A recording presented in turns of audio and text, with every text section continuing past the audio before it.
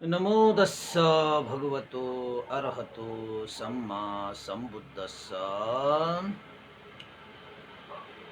नमामि बुद्धं गुणसागरन्तं नमामि धम्मं सुगतेन देशितं नमामि संघं मुनिराज सावकं।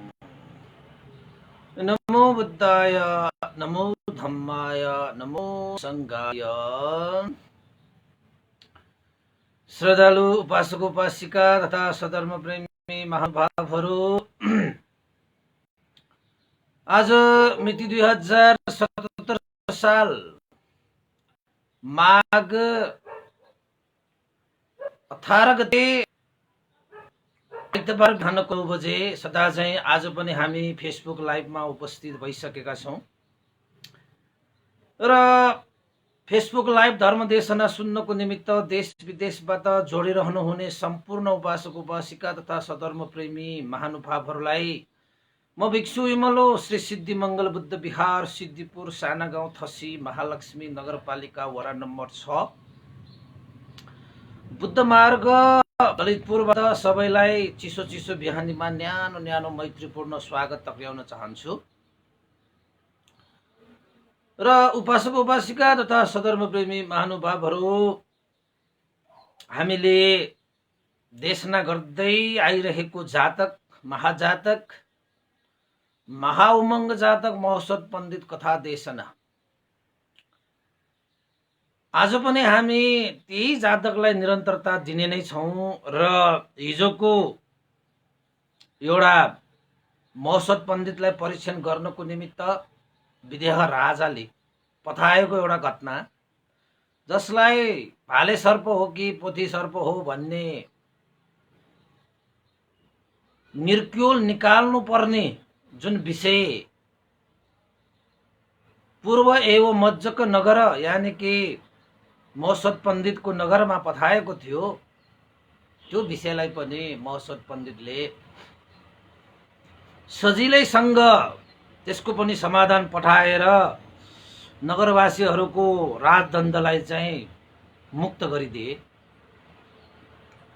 राजा प्रसन्न भए तर पण्डित प्रसन्न भएन। कारण हामी सबैलाई थाहा भइसकेको छ कि आफ्नो लाभ सत्कारमा हानि होला र अरू आफूभन्दा माथि जाला, अरूको उन्नति प्रगति होला र आफूहरूले पाएको स्थान गुम्ला भन्ने एउटा डर त्रास लिएर राजाको वरिपरि बसिरहेका 4 जना पण्डितहरू थिए। ती नामले मात्रै पण्डित हुन सक्छ। त्यसैको कारणले गर्दाखेरि विदेह राजाले पुनः विदेह राज्यमा त्यस्तै विविध प्रश्नहरू चाहिँ पठाउने गर्दथ्यो समाधानको लागि। गरिएन भने चाहिँ राजदण्ड भोग्नु पर्ने चेतावनी दिएर सूचना दिएर पठाउँथ्यो। त राजाले यसरी नै पुनः चाहिँ परीक्षण गर्ने त्यस्तो एउटा चाहिँ निर्क्युल निकालिसकेपछि फेरि एउटा चाहिँ राजाले एउटा प्रश्न पठाएछ। अब यो प्रश्न चाहिँ अलिकति सामान्य ज्ञानको प्रश्न के, अरू प्रश्नहरू भन्दा यो चाहिँ अलिकति फरक प्रश्न छ। यसलाई चाहिँ अब अरू विषयहरू जस्तो चाहिँ समाधान गर्न गाह्रो छ। यो विषय चाहिँ अब यो गाउँ खाने कथा जस्तो त्यस्तो खाले एउटा चाहिँ प्रश्न पठाएछ। कस्तो प्रश्न पठाएछ त भन्दाखेरि, राजाले हिजो अस्ति जस्तै राजकर्मचारीहरू पठाएर यो मज्जको नगरमा झ्याली पिट्न लगाएछ, ढोल पिट्न लगाएछ, सूचना जारी गरेछ कि यो मज्जको नगरवासीहरू हो, राजाको आज्ञा सुन, राजाको आज्ञा सुन। राजाको आज्ञालाई जस्ताको तस्तै पालन गरिस्, यदि गरिएन भने 1000 कासारपनको राजदण्ड भोग्नु पर्ने छ भनेर चाहिँ कस्तो झ्याली पिताएछ त भन्दाखेरि नगरवासीहरूले राजाको लागि एउटा सर्वश्वेत है, सर्वश्वेत भनेको जिउभरि सेतो भएको, खुट्टामा सिङ भएको, के भएको, खुट्टामा सिङ भएको, यानि कि अब जिउभरि सेतो, खुट्टामा चाहिँ सिङ भएको, टाउकोमा चाहिँ मुकुट भएको र 3 काल नबित्दा नै कराउने एउटा गोरु चाहियो भनेर राजाले चाहिँ पूर्व यवमज्जको नगरमा त्यस्तो झ्याली पिट्न लगाए, ढोल पिट्न लगाए, सूचना जारी गरिदिए। कस्तो रे, जिउभरि सेतो, खुट्टामा सिङ भएको, टाउकोमा मुकुट भएको, 3 काल नबित्दा नै कराउने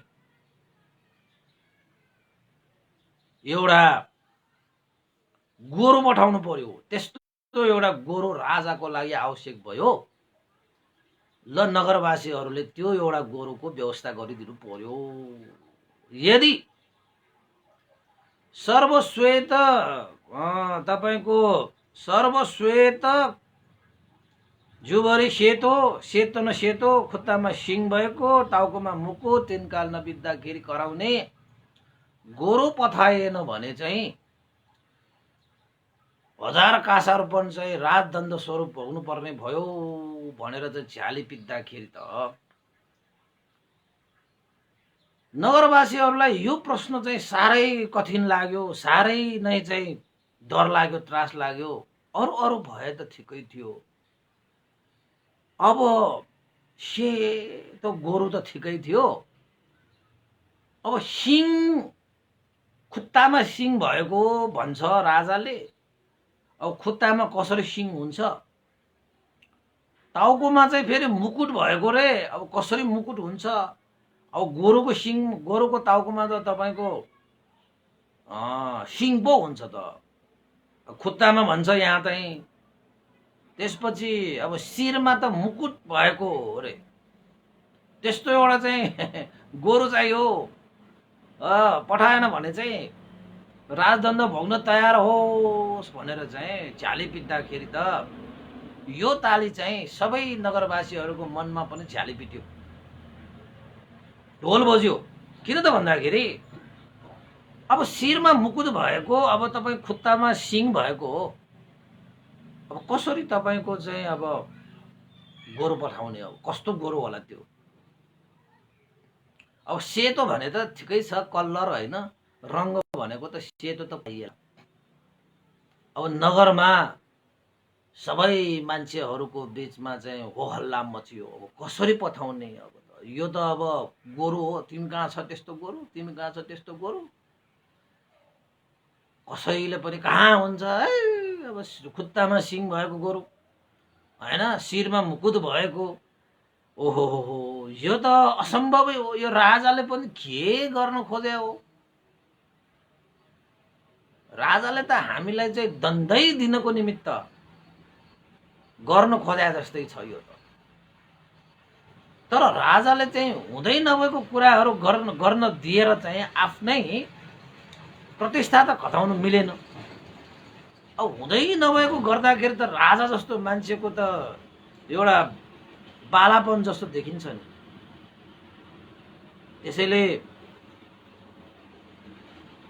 राजदण्डबाट मुक्त हुनको निमित्त नगरवासीहरू एकत्रित भएर छलफल गर्न थाले। के गर्ने अब, यस्तो कुरा त अब गाउँभरि खोजी हिँड्दाखेरि पनि त्यस्तो गोरु त पाइएन। अब यो कुरालाई चाहिँ अब मौसुद पण्डितलाई भन्ने कि नभन्ने। अब मौसुद पण्डितले पनि अब खोजन त, त्यसो भए खुट्टामा सिङ भएको, शिरमा मुकुट भएको गोरु, सेतो गोरु खोजन भन्ने कुरा त हुन्छ, त हामीले पनि खोजेकै हो। अब अरू विषय त हामीलाई थाहा नभएर यो हो कि त्यो हो भएर चाहिँ हामीले चाहिँ मौसुद पण्डितलाई बोलाएर समाधान गरे।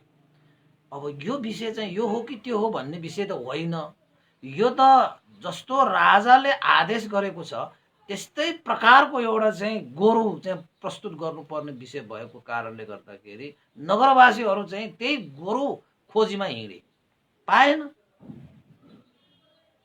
सबैजना अब के गर्ने कसो गर्ने, अब त यो पालि त हामीलाई राजाले दण्डित गर्ने भयो भन्ने डर त्रास लिएर अब त्यस्तै चाहिँ कुनै त्यस्तो समस्या समाधान गर्नुको निमित्त होइन सबै नगरवासीहरू कहाँ जान्थ्यो त भन्दाखेरि त्यही पहिला जस्तै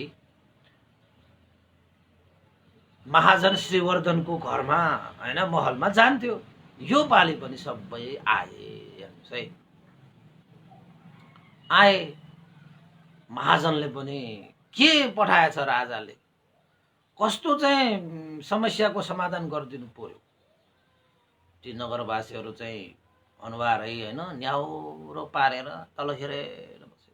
के भयो भन न है, त्यस्तै कुनै त्यस्तो प्रश्न त्यस्तै समाधानको लागि त हाम्रो महसद पण्डित छ नि, किन चिन्ता लिन्छौ?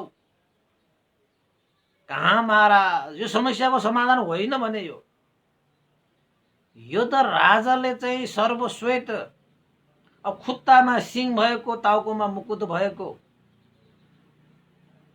होइन, त्यसपछि तपाईँको 3 काल नबित्दाखेरि कराउने गोरु चाहियो भन्छ बा। अब त्यस्तो गोरु त हामीले नगरभरि खोजी हेरिसकेँ, अब छैन त महाजन, अब के गर्ने? तपाईँलाई यस्तो कुनै त्यस्तो गोरु छ भने तपाईँले भनिदिनुहोस्, उपलब्ध गराइदिनुहोस्, तपाईँको जय हुनेछ, तपाईँको जय हुनेछ। नत्र भने त हामी नगरवासीहरूले चाहिँ राजदण्डको स्वरूप चाहिँ 1000 कासारपर्यन्त तिर्नुपर्ने भयो महाजन। जसरी भए पनि यो पनि समाधान गरिदिनु पर्ने। राजाले के गर्न खोज्या बुझ्नै गाह्रो भयो। अरू अरू कुरा त अलिकति भए पनि बुझिन्थ्यो, यो प्रश्न चाहिँ अलिकति गाह्रो भयो भनेर भने। अनि महाजनले पनि यसो विचार गरे, यो राजाले चाहिँ गर्न खोजे के होला? अब कहीँ चाहिँ अब मुकुट होइन, शिरमा मुकुट भएको भन्छ, अब खुट्टामा सिङ भएको, लो 3 काल नबित्दै कराउने होइन। अब चाहिँ त्यस्तो गोरु त कहाँ पाइन्छ?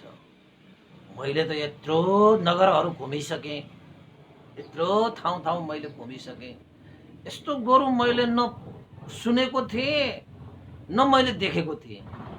यस्तो त पाउँदैन। यो राजाले चाहिँ गर्न खोजे के हो?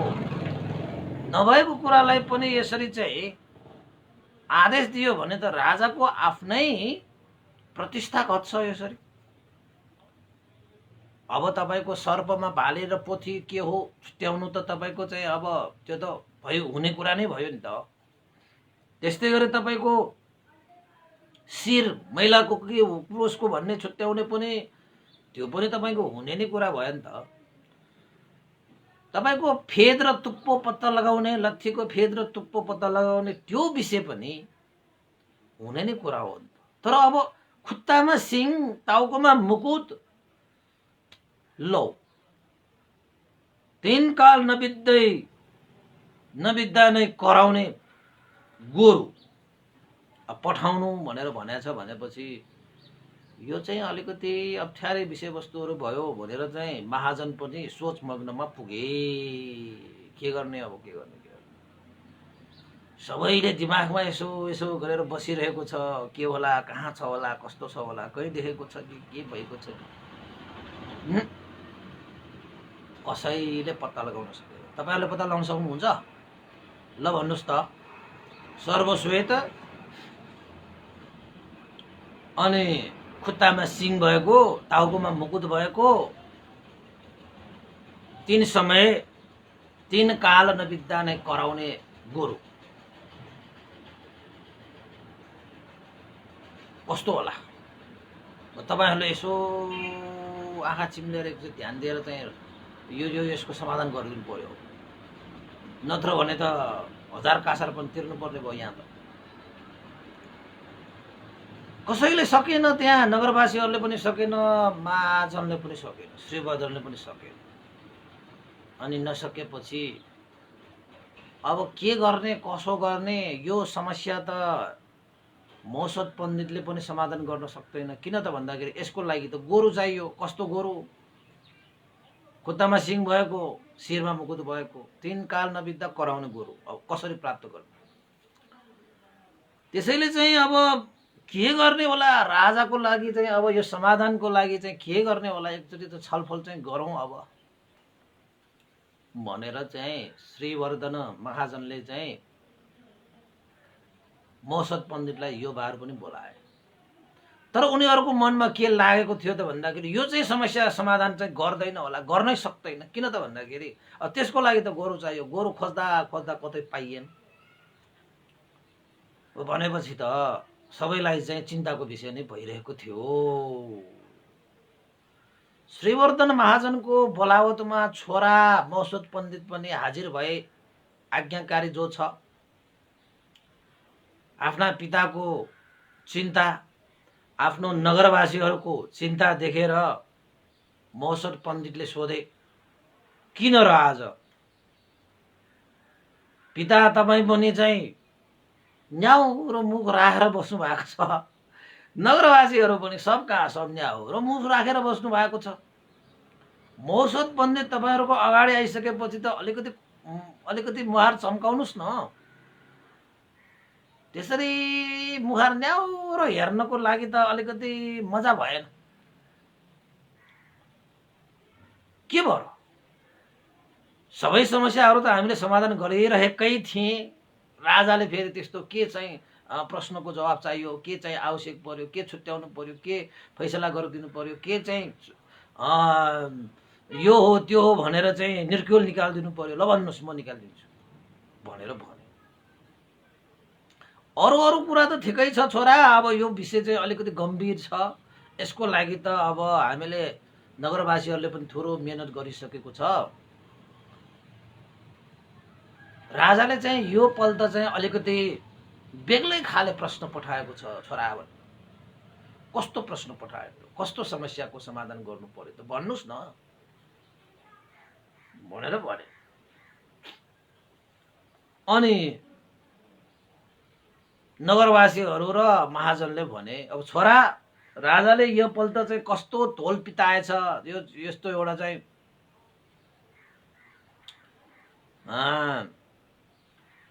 झ्याली पिताएछ त भन्दाखेरि, अब सर्वश्वेत रे, त्यसको लागि चाहिँ खुट्टामा सिङ भएको रे, अब चाहिँ शिरमा मुकुट भएको रे, 3 काल नबित्दाखेरि कराउने गोरु चाहियो भनेर हैरान पारिसकेको छ। नगरवासीहरू खोज्दा खोज्दा हैरान भयो, कतै पनि पाइएन रे यस्ता गोरु। कसैले त्यस्तो गोरु पालन गरेको पनि रहेनछ। त्यसैले चाहिँ अरू विषय त ठिकै छ, तिम्रो प्रज्ञाले चाहिँ यो विषयलाई चाहिँ समाधान गरिहाल्यो र यो विषय चाहिँ अब गोरु नै चाहिने भएको कारणले गर्दाखेरि यसको लागि चाहिँ अब के गर्ने, कसो गर्ने? हामी त चिन्तित छौँ छोरा, के गर्ने? नगरवासीहरू पनि चिन्तित छन्। अब चाहिँ यो पालि त पक्कै पनि के भन्छ, हजार कासारपनको दण्ड त भोग्नै पर्ने जस्तो भइसक्यो भनेर भन्यो। अनि मौसद पण्डितले सोचे, यो राजा पनि बिचारा के हो चाहिने नचाहिने प्रश्नहरू पठाएर चाहिँ नगरवासीहरूलाई चिन्तित पार्छ। सिधै मलाई भनेको भए हुन्थ्यो नि, राजालाई यस्तो चाहिँ गोरु पठाएर के गर्ने। वास्तवमा यो सबै कामहरू राजाले मलाई परीक्षण गर्नकै निम्ति यो चाहिँ पठाइरहेको विषयवस्तु हो भन्ने कुरा चाहिँ मौसद पण्डितले थाहा पाए। अनि एकैछिन त्यो प्रश्न सोधेपछि त ओहो, यो राजाले त कस्तो प्रश्न गर्दो रहेछ। राजालाई त अझै सन्तुष्ट मिलेको रहेनछ, मेरो समाधानले अझै सन्तुष्ट मिलेको रहेनछ। कहीँ न कहीँ राजालाई खत्किरहेको होला भन्ने चाहिँ मौसद पण्डितले थाहा पाइहाले। खत्किरहेको पनि छ। किन खत्किरहेको छ त? सेनाको मन्त्री, सेनाको त्यो पण्डित जसले बार चाहिँ अब रोकिरहेको छ। त्यसपछि चाहिँ मौसद पण्डित हरर हाँसे, मुस्कुराए।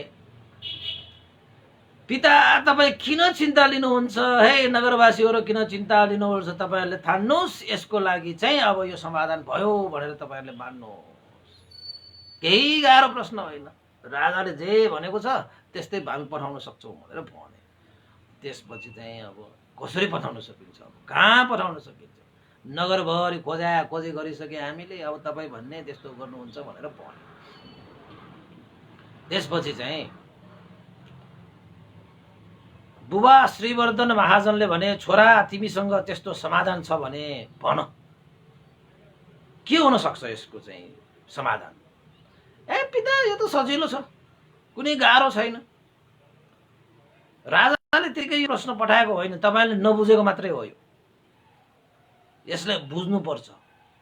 हामीले चाहिँ दुःख पाउने भनेको नबुझेपछि मात्रै हो। हामीसँग नभएर दुःख हुने होइन, नबुझेर दुःख हुने हो कि। सबै चिज छ हामीसँग बासेको। यहाँ एउटा कुरा तपाईँले याद गर्नुहोस्, हामीसँग नभएर दुःख हुने होइन, नबुझेर दुःख हुने हो कि। तपाईँसँग के छैन? सबै चिज छ। सुख पाउने साधनहरू तपाईँसँग सब कुछ छ, तर त्यो भइकन पनि त्यो छ भन्ने नबुझेर तपाईँलाई दुःख भइरहेको हो कि। मौसत पण्डितको यहाँनिरको यो चाहिँ प्रज्ञा यो छ। के छ त हामीसँग? कस्तो छ त हामीले? कस्तो नबुझिरहेको त हामीले?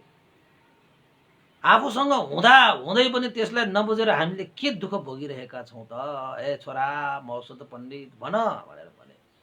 नगरवासीहरूले पनि सबैले पनि भन्न न त त्यसो चाहिँ मौसत पण्डित, हामीलाई त तारै डर भइरहेको छ, त्रास भइरहेको छ। अब 1000 कासार बनाउनु कम हो र होइन?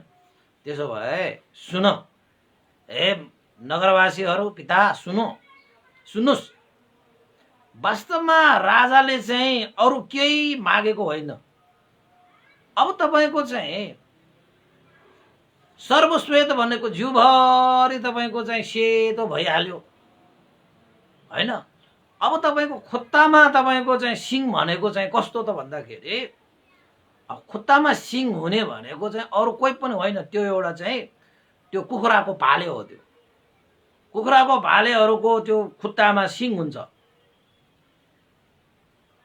तपाईँले हेर्नुभयो भने तपाईँले पनि देख्नुहुन्छ, त्यो खुट्टामा सिङ त्यही हो। अब शिरमा मुकुट भनेको चाहिँ होइन, अब हामी कल्की भन्छौँ नि त होइन? भालेको शिरमा पनि कल्की हुन्छ तपाईँको चाहिँ होइन? सिउर भन्छ नि, सिउर पनि भन्छ होइन? कल्की होइन, त्यो मुकुट नै हो। र 3 चोटि बास्ने भएको कारणले गर्दाखेरि 3 काल नबित्दाखेरि कराउने, 3 पल्ट बास्छ त्यो भाले पनि। टाइममा बास्छ के, त्यो कुखुरी कहाँ भनेर चाहिँ बास्छ। अब राजालाई पनि थाहा छ, अब चाहिँ तपाईँको खुट्टामा सिङ भएको गोरु हुँदैन, टाउकोमा मुकुट भएको गोरु हुँदैन होइन? अब 3 काल नबित्दाखेरि चाहिँ कराउने भनेको मतलब बास्ने भनेको। त्यसैले महाजन पिता, ए नगरवासीहरू चिन्ता नगर्नु, राजाको लागि एउटा सेतो भाले पठाइदिनुहोस्। कुखुराको भालेलाई लिएर मजाले फुर्तीका साथ दरबारमा जानुहोस् र राजालाई बुझाउनुहोस् तपाईँले भनेको अनुसारको श्वेत वर्णको, सर्वश्वेतको,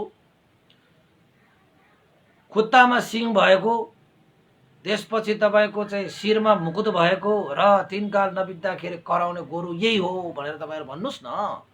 राजाले के भन्दो रहेछ अनि हेरौँला।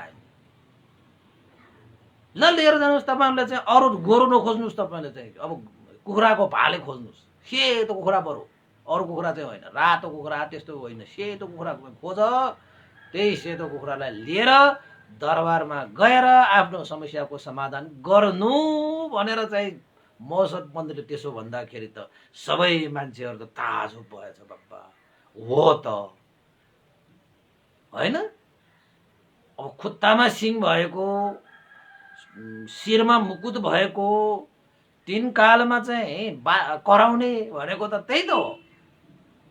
तर कलर यानि रङ्गको रूपमा एउटा सेतो वर्णको मात्रै चाहियो। ठिकै छ भनेर चाहिँ नगरवासीहरू त जेल खाएछ। ओहो, हामीले त बेकारमा मौसत पण्डितलाई थाहा हुँदैन कि यस्तो चाहिँ यस्तो प्राप्त गर्न सक्दैन कि भनेर चाहिँ सोचेको त मौसत पण्डितले एकैछिनमा यस्तो समस्यालाई पनि समाधान गरिदियो। बा राजाले सिधा प्रश्न होइन, अलिकति कमाउरो प्रश्न गरेको रहेछ। हामी चाहिँ राजाको सिधा प्रश्नतिर मात्र गए होइन? अब यो मौसद पण्डित त सिधा प्रश्नको पनि सिधा जवाब, घुमाउरो प्रश्नको पनि सिधा जवाब दिन सक्ने रहेछ बा। ल ठिकै छ, यो पनि समस्याको समाधान भयो भनेर चाहिँ नगरवासीहरू हर्षित भए, खुसी भए। मौसद पण्डितको चाहिँ पितालाई त ओहो, मैले यो ताली त मेरो छोराले चाहिँ समस्या समाधान गर्न सक्दैन कि जस्तो मलाई लागेको थियो, तर मेरो छोरा धन्य छौ, सबैको समस्या समाधान गरिदियो। हुन त हो नि त, यो त सबैसँग छ, नबुझेर मात्रै दुःख भएको हो रहेछ। हामी मान्छेहरू यस्ता छौँ, हामी मान्छेहरू त्यस्ता छौँ। कोही पनि मान्छे यहाँ नभएर दुःख, मलाई त यो छैन त्यसैले दुःख भयो भनेर चाहिँ बसिरहन्छ है, नभएको चाहिँ होइन है। कति मान्छेहरू चाहिँ थाहा नपाएर क्या, नजानेर नबुझेर।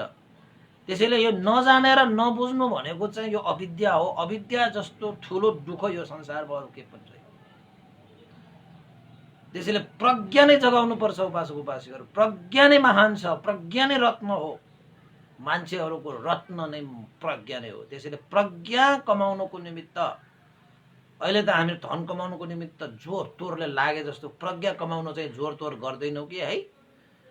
पाए पाउँछ, नपाए पाएन नि भनेर चाहिँ हामी वास्तै गर्दैनौँ। प्रज्ञा कमाउने, प्रज्ञा चाहिँ प्राप्त गर्ने क्षेत्रमा भने हामी ढिला सुस्ती।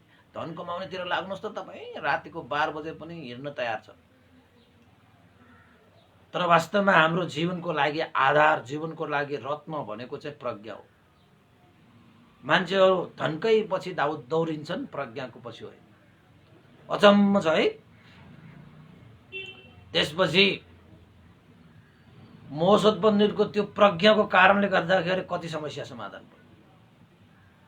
गएछ नगरवासीहरू चाहिँ फुर्तीका साथ, हो त यही हो, ल राजाले दिनु पर्यो। अब बडा है, हामीलाई चाहिँ सिधा सिधा प्रश्न नसकेर हामीलाई घुमाउरो प्रश्न गर्ने, ल ठिकै छ भनेर चाहिँ नगरवासीहरू चाहिँ कुखुराको भाले, सेतो भाले लिएर गएछ दरबारमा। दरबारमा गएपछि त राजाको अगाडि बिन्ती चढाएछ, महाराज तपाईँले भने जस्तै सर्वश्वेत सेतो खुट्टामा सिङ भएको, टाउकोमा मुकुट भएको, 3 काल नबित्दाखेरि नै कराउने गोरो एउटा ल्याइदिएछु मैले, हामीले। ल ल्याउ त भन्ने बित्तिकै ल्याए त कस्तो ल्याए त, ठुलो सेतो कुखुराको भाले एउटा चढाएछ।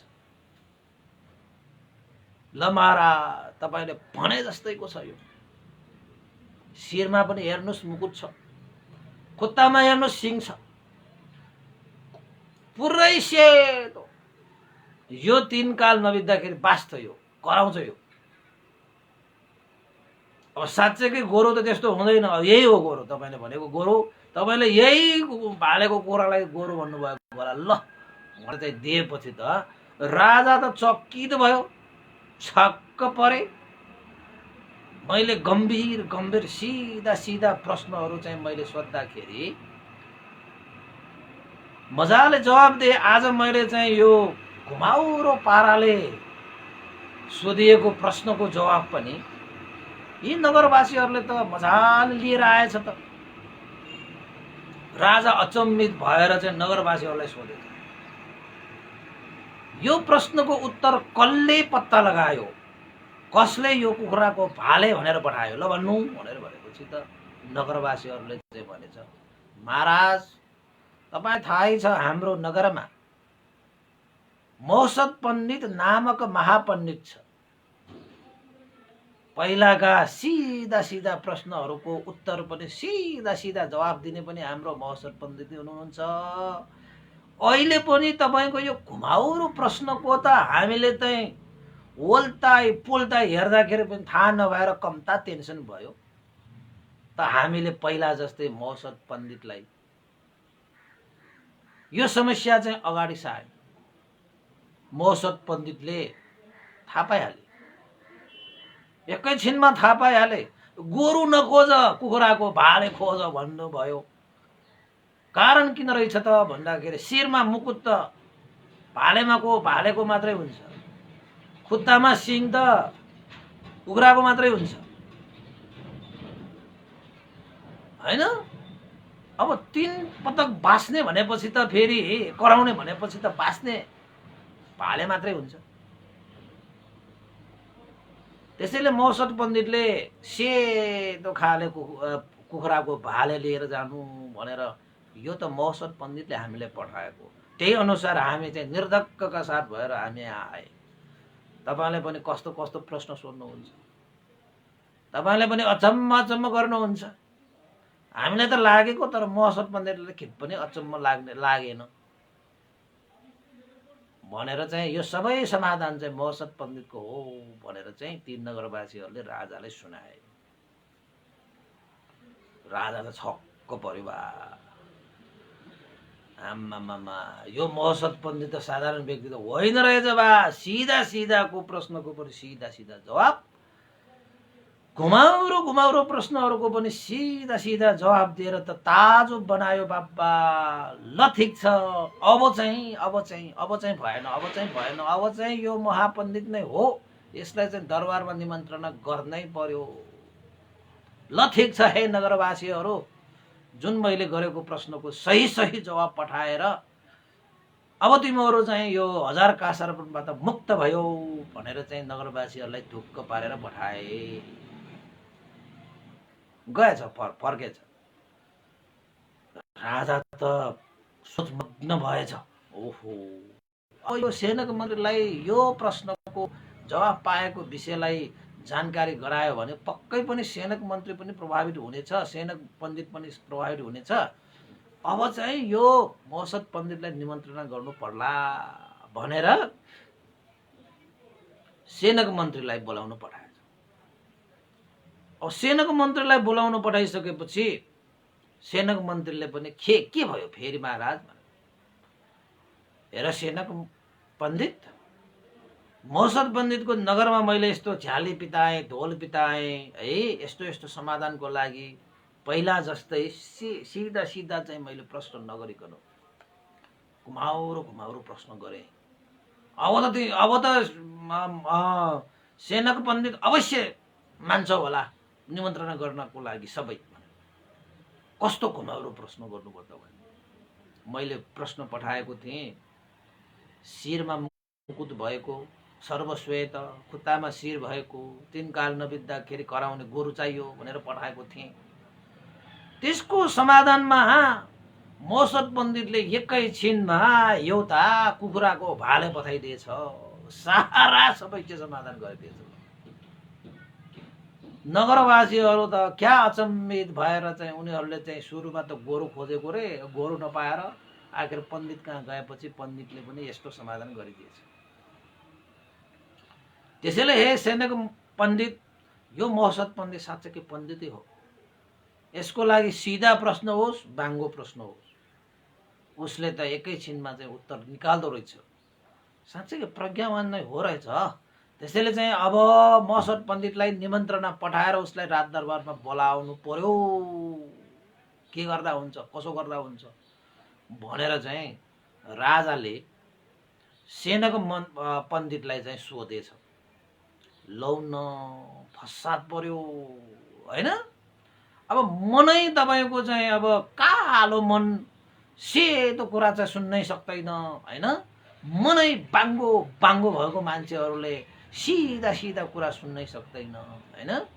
मनै अध्यारो भएको मान्छेहरूले कहाँ यो ज्योतिको कुरा, दियोको कुरा सुन्न सकिन्छ। पर्यो फसाद।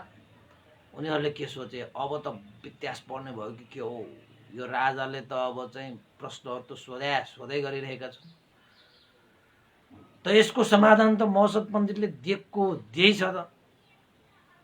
मौसत पण्डितको त झनै चाहिँ उसको नाम चम्किरहेको छ, उसको प्रतिभा त झन वृद्धि भइरहेको छ। अब त यो त बाङ्गो तिङ्गो प्रश्न गर्दाखेरि पनि चाहिँ मौसत पण्डितले सजिलैसँग उत्तर दिएको देखेर त राजा त खुबै प्रभावित भइसकेको रहेछ त। बा लौ न, अब हाम्रो हानि हुने भयो, अब हाम्रो स्थान घुम्ने भयो, अब हाम्रो भन्दा पनि नाम चम्किने यो राष्ट्रमा आउने भयो। किन त भन्दाखेरि राष्ट्रमा सबभन्दा नाम चम्किएर उनीहरूले लाभ सत्कार पाइरहेको मौसत पण्डित आयो भने त फसाद पर्ने भयो बिचराहरूलाई। पर्नु पर्यो।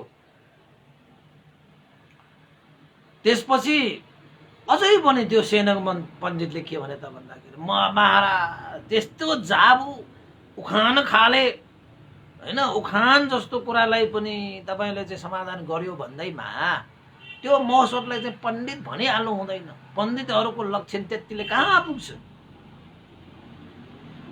त्यतिले त पुग्दैन त महाराज। त्यस्तो कुरा त जसले पनि दिन सक्छ, त्यो त साधारण कुरा हो, साधारण कुरा हो। राजाले भने साधारण त साधारण हो, तर त्यहाँ नगरवासीहरू कसैलाई पनि त्यो विषयमा समाधान आएन। अन्तमा चाहिँ महोत्सव पण्डितलाई नै त्यो समाधान गराउनु पर्यो। बिना पण्डित त्यस्ता कुराहरूको समाधान गर्न सक्दैन। त्यसैले चाहिँ महोत्सव पण्डितलाई चाहिँ निमन्त्रण गरेर पठाइदिउँ भनेर भने कसो होला। तर सबै त्यो चाहिँ सेनक, पुक्कुस, कामिन्द, देविन्द उनीहरूले चाहिँ एक अर्काको मुहार हेरेर चाहिँ जसरी हुन्छ उसलाई चाहिँ राजदरबारमा निमन्त्रण नगर्ने उनीहरूको चाहिँ पक्षमा उनीहरूले चाहिँ बोले। हुँदैन महाराज, हुँदैन, यस्तो त हुँदैन। कहाँ हुन्छ यसरी? अझै थप परीक्षण गर्नुपर्छ, निरीक्षण गर्नुपर्छ। बिना परीक्षण निरीक्षण यत्तिकै यो महोत्सवलाई चाहिँ पण्डित भनिहाल्नुहुन्न र दरबारमा यसलाई बोलाइहाल्नु हुँदैन।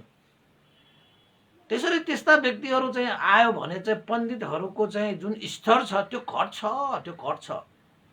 त्यो त साधारण मान्छेले भन्न सक्छ, त्यो त भनिहाल्छ। त्यो उखानलाई बुझ्ने मान्छेहरू त यस्ता कुरा त तत्काल समाधान गरिदिन सक्छ। त्यसैले महाराज यो महोत्सव पण्डितलाई बोलायो भने पण्डितहरूको स्तर घट्छ। तपाईँले चाहिँ पण्डितहरूको स्तर घटाउने हो भने चाहिँ तपाईँले बोलाउनुहोस्। अब पण्डितहरूको स्तरलाई तपाईँले यथावत कायम गर्ने हो भने चाहिँ नबोलाउनुहोस्। हाम्रो त के गर्ने भनेर चाहिँ अलिकति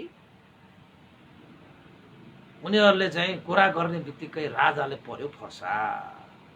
के साँच्चै मैले महोत्सव पण्डितलाई दरबारमा बोलायो भने पण्डितहरूको स्तर घट्ला र? के साँच्चै मैले महोत्सव पण्डितलाई दरबारमा बोलायो भने पण्डितहरूको स्तरलाई यथावत राख्न सक्दैन र भनेर प्रश्न मनमा उठ्यो। अब मनमा त्यस्तो शङ्का उपशङ्का हुने मान्छेहरूले चाहिँ सही निर्णय गर्न सक्दैन। यहाँ एउटा कुरा याद राख्नुहोस्, तपाईँहरू पक्का हुनुपर्छ, पक्का सम्यक हुनुपर्छ। यहाँ शङ्का उपशङ्का विचिकित्सा भन्छ त्यस्तोलाई। भगवान बुद्धको त्यो धर्मको भाषाबाट विचिकित्सा, शङ्काहरू उत्पन्न गर्ने। तपाईँले शङ्का उत्पन्न गर्यो भने तपाईँले चाहिँ त्यो निर्णय गर्न सक्दैन। राजालाई शङ्का आयो, के मैले पण्डितहरूको स्तर घटाएकै हुन्छ त? के मैले पण्डितहरूको स्तरलाई चाहिँ सुरक्षित गर्न सकेको हुँदैन र भनेर मनमा त्यस्तो आइसकेपछि त उसलाई चाहिँ मनमा चाहिँ अब शङ्का विशङ्का त्यस्तो आइसकेपछि त मन त स्थिर हुँदैन, चञ्चल भइरहेको हुन्छ। त्यही मौकामा, कस्तो मौकामा? त्यो धमिलो पानीमा माछा मार्ने भन्छ नि त तपाईँको। तपाईँले पनि कसैले त मान्छेहरूलाई तपाईँको मन चाहिँ चञ्चल भइरहेको बेलामा तपाईँले त्यही बेलामा जाल फ्याँक्छ। तपाईँको मनमा चाहिँ आकुल व्याकुल भइरहेको बेलामा त्यही बेलामा मान्छेले बल्छी फ्याँक्छ। अनि त्यही जालमा पर्छ तपाईँ, त्यही बल्छीमा पर्छ कि तपाईँ। मान्छेहरू चाहिँ यो फटा मान्छेहरू त्यस्तो प्रतीक्षामा बस्छ। कुन बेला चाहिँ पानी धमिलो पानीमा माछा मार्ने, कुन बेलामा जाल फ्याँक्ने, कुन बेलामा बल्छी हाल्ने भनेर चाहिँ यस्ता चाहिँ यो फटा, यो चाहिँ यो स्वार्थी यस्ता मान्छेहरू त्यही अवसरवादी भन्छ त्यसलाई। अवसरको खोजी मात्रै। तपाईँको हजारवटा गुण भए पनि तपाईँको कहाँनिर दोष छ, कतानिर दोष छ भनेर कुरेर बस्ने। अलिकति मात्र दोष भएको जस्तो भयो कि त्यहाँ जाल हानिहाल्छ, त्यहाँ पानी धमिलो पारेर माछा मारिहाल्छ, त्यहाँ बल्छी फ्याँकिहाल्छ। त्यस्ता मान्छे हो यो चाहिँ सेनक पण्डितहरू। यस्ता पनि पण्डित हुन्छ, यिनीहरू त स्वार्थी, यिनीहरू त अवसरवादी हो। त राजाको मनमा उनीहरूले शङ्काको त्यो धमिलो पानी फ्याँकिसकेपछि अब माछा मार्नु पर्यो। अब राजाको मनमा शङ्का उपशङ्का आइसकेपछि अब जाल फ्याँक्नु पर्यो। अब राजाको मन आकुल व्याकुल भइसकेपछि, चञ्चल भइसकेपछि अब चाहिँ के गर्नु पर्यो? बल्छी हान्नु पर्यो भनेर चाहिँ सेनक पण्डितले के भने त भन्दाखेरि महाराज तपाईँ अलमलमा नपर्नुहोस्। किन अलमलमा पर्नुहुन्छ? यत्रो परीक्षण गरिसके, अब एकचोटि अब फेरि परीक्षण गरेर के फरक पर्छ? ऊ पण्डित हो भने तपाईँको हरेक प्रश्नहरूको समाधान गर्दै जाला। साँच्चै तपाईँलाई चाहिँ पण्डित नै हो भन्ने चाहिँ पक्का विश्वास भएरै आउला। पण्डित भएन भने त उसले प्रश्नहरूको समाधान गर्नै सक्दैन र तपाईँलाई पनि ढुक्क हुन्छ। यो पण्डित होइन भने तपाईँलाई लाग्छ। गर्दै गयो भने चाहिँ हो भनेर लाग्छ। त्यसैले चाहिँ किन अहिले नै पण्डितै हो बोलाइहालौँ, निमन्त्रणा पठाइहालौँ भनेर चाहिँ हामीले किन निर्केल गर्ने महाराज? फेरि परीक्षण गर्ने, फेरि परीक्षण गर्ने, फेरि परीक्षण गर्ने, गर्दै जाने। किन अलमलमा पर्नु भएको भनेर चाहिँ स्वात जाल फ्याँकिदिइहाल्यो त्यो कुराको। राजालाई पनि हो जस्तो लाग्यो। फेरि जालमा परेपछि त के गर्ने? हुन पनि हो। यदि मैले गरिरहेको प्रश्नहरूको फटाफट जवाब दिँदै गयो भने मलाई पनि मनमा यो लाग्छ कि यो त पण्डितै हो भनेर ढुक्क भएर आउँछ। यदि दिन सकेन भने चाहिँ पण्डित होइन भनेर पनि मलाई ढुक्क हुन्छ। हो, यो सेनको पण्डितले भनेको कुरा हो। फेरि मैले चाहिँ निरीक्षण गर्नुपर्छ, परीक्षण गर्नुपर्छ भनेर चाहिँ ल राजा जस्तो मान्छेले पनि एउटा सही निर्णय गर्न नसकेको कारणले गर्दाखेरि सही मान्छे सही स्थानमा पुग्नको लागि ढिलाइ भयो, जसको कारणले गर्दाखेरि राष्ट्र र जनताको हितमा पनि ढिलाइ भयो। हेर्नुहोस् यहाँ कुरा चाहिँ तपाईँहरूले पनि बुझ्नुहोस्। सही मान्छे सही स्थानमा ढिला हुने बित्तिकै राष्ट्र र जनताको हित सुखमा पनि ढिला हुन्छ हैन। राष्ट्र र जनताको हित सुख गर्नु भनेको चाहिँ राजाको कर्तव्य हो, धर्म हो। त्यो धर्म पालन गर्न सकिएन भने धर्म नभएपछि त के हुन्छ? पापी हुन्छ, अधर्मी हुन्छ। र गर्नुपर्ने कर्तव्य र धर्मलाई चाहिँ ढिला सुस्ती गरेर गरिहाले तापनि त्यो न्यायसङ्गत हुँदैन के, त्यहाँ पनि अन्याय नै हुन्छ कि। यो कुरा चाहिँ हामीले याद राख्नु पर्यो। त राजा कस्तो पर्यो यहाँ? शङ्का उपशङ्का गर्ने, मनलाई चाहिँ आकुल व्याकुल गर्ने, मन चञ्चल गर्ने, शङ्का उपशङ्का वृद्धि गरेर यता न त्यता, न्याङ्गुली ब्याङ्गुली, न माछा न भ्यागुदो, त्यस्तो स्थितिमा बसेको त्यो राजाले चाहिँ पण्डितै हो अब बोलाउनै पर्यो भन्ने मनमा त्यस्तो चित्त उत्पन्न भइसक्दाखेरि पनि त्यसलाई कार्यान्वयन गर्न सकेन।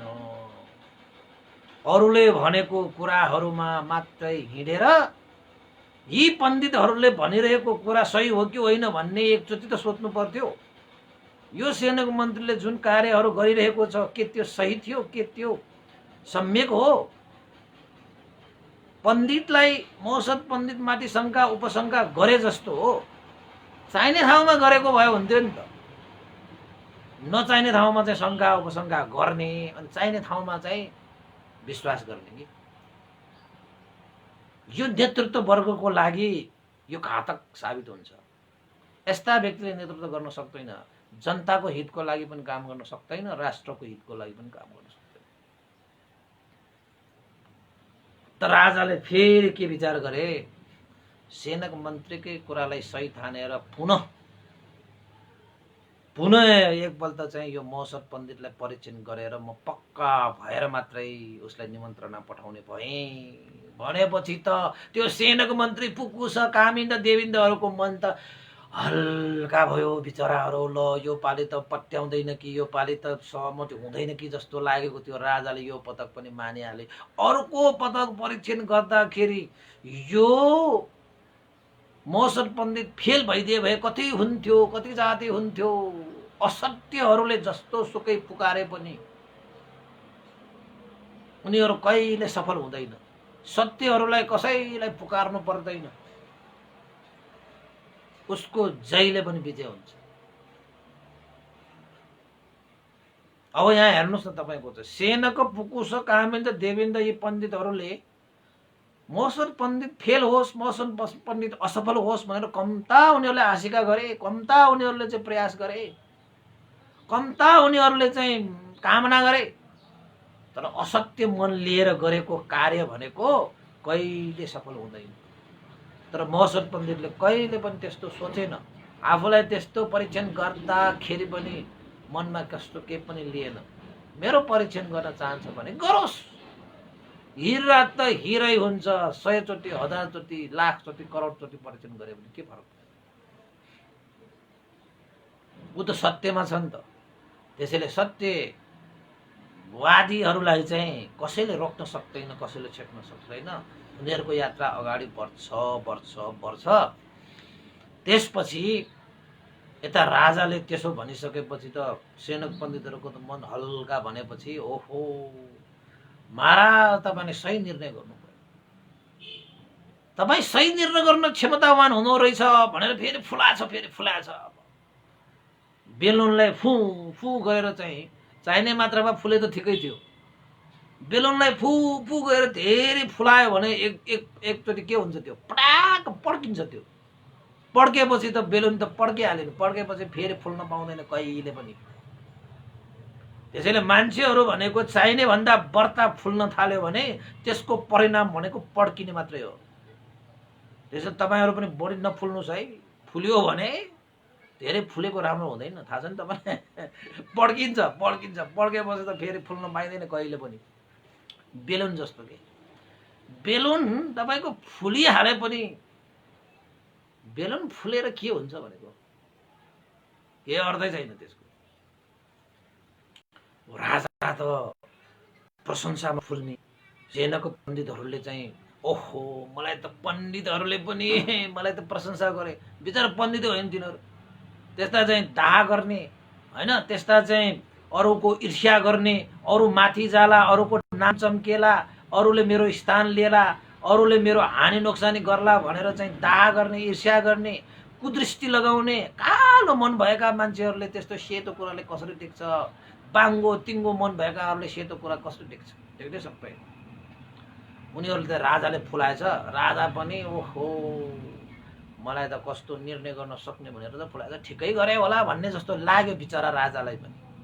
लाग्नु त स्वाभाविकै हो। अब किन त भने मन्द बुद्धिको छ, निर्णय गर्न सक्ने क्षमता। हुन त उसलाई सही मान्छे सही स्थानमा ल्याउने भन्ने सोच चाहिँ थियो, तर निर्णय गर्ने क्षमता छैन। सोच मात्र भएर हुँदैन के उपासको, कार्यान्वयन हुनुपर्छ के। भन्न त मान्छेले आकाशमा उड्ने कुरा पनि गर्छ नि त, उडेर देखाउनु पर्यो नि त। भन्न त मान्छेले कुरा त कति गर्छ बाबा, तर काम भने गर्दैन। त्यसैले कुरा जस्तो काम गर्नुपर्छ, काम जस्तो कुरा गरिदिनुपर्छ होइन।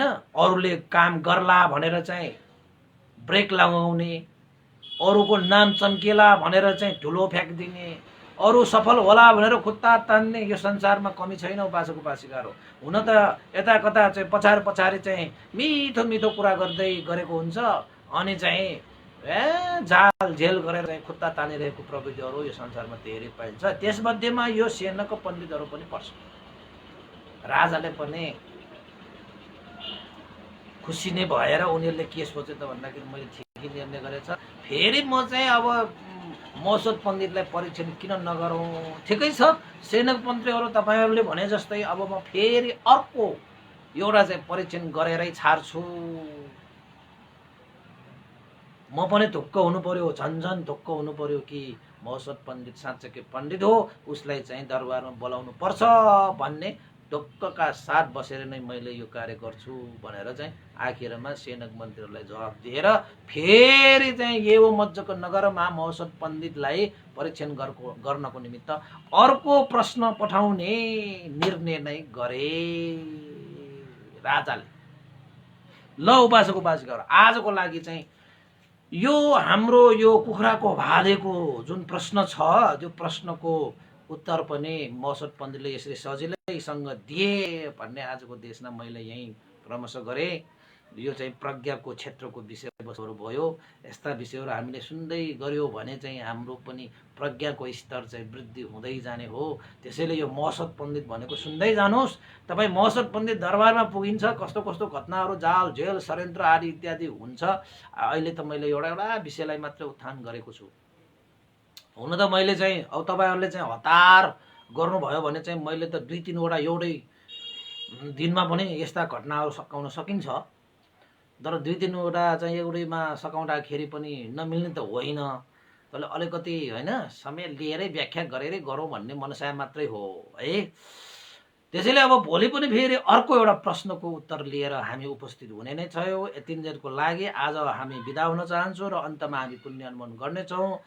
र हिजो चन्द्रमाया शाक्यको